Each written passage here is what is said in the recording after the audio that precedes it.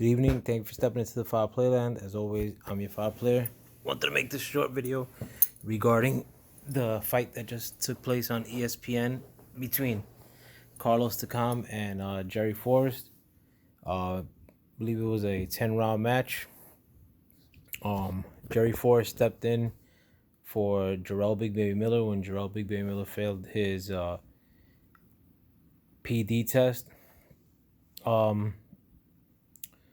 Jerry Forrest, I know, had 3 losses on his record to Carlos Takam's 5 losses. Carlos Takam has been in more substantial fights than Jerry Forrest. I think Jerry Forrest has fought against trying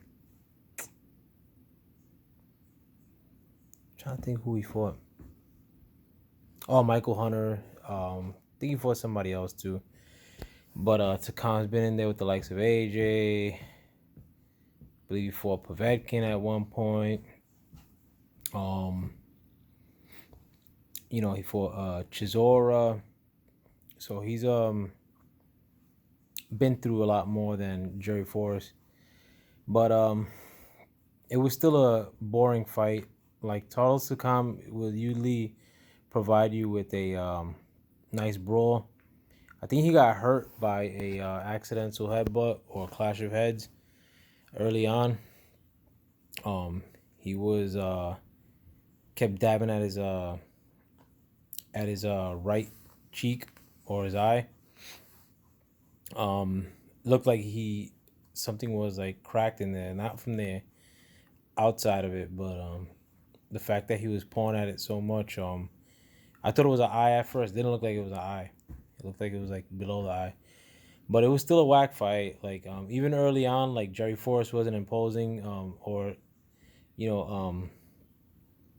showing Takam that he was there with them. He was letting Takam lead the dance on him a lot of times, like letting and even when he was moving forward, Takam would hit him with pop shots and then just move away, like, gradually. Takam would come in and hit him like 2 or 3 times, to which Jerry Lawler would then try to, Jerry Forrest would then try to answer with shots of his own while he was too close to answer. So it was a boring fight. Like, a lot of heavyweight fights, especially at this level, that don't result in a knockout. With the level of competition that we have nowadays at heavyweight, you could pretty much chalk them up to being snoozers. Another thing too is that the fight was designated for Jarrell Big Baby Miller to kind of segue into maybe bigger things had he been the victor against Carlos Takam.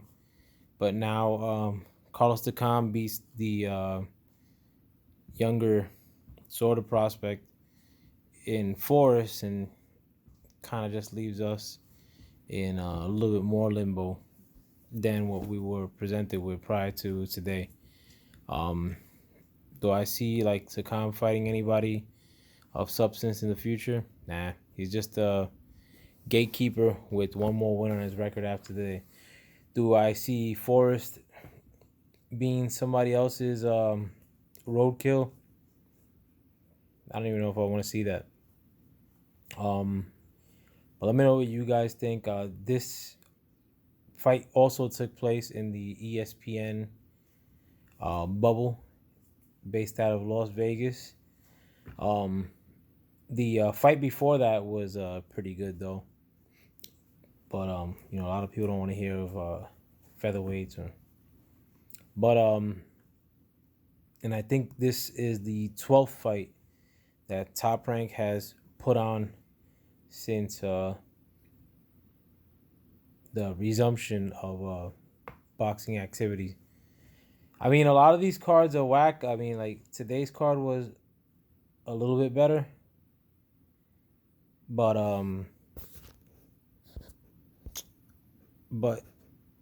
the it's Jamal Herring is fighting I think next week, So I mean, like that at least is a little bit encouraging, and that's actually a championship fight, which is cool. But we'll see what these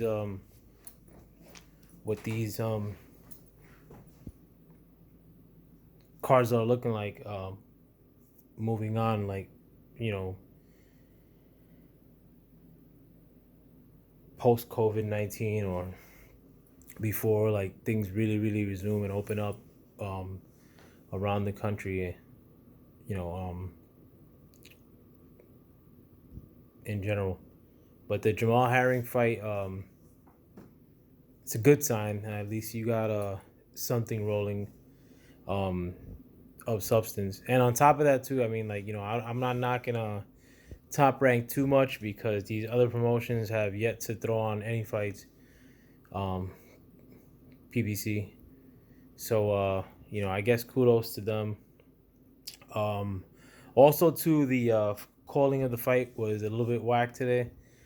Andre Ward gave like 4 rounds to Forrest in the latter portion of the fight. I didn't see that. I know Takam did step off the gas, and like it's usual for Takam to lose gas in the latter portion of these fights. But Forrest wasn't doing anything with that. He was doing the same thing he was doing throughout the fight. So yeah, like that heavyweight match kind of sucked. Let me know what you guys think. With that, I'm out. Peace.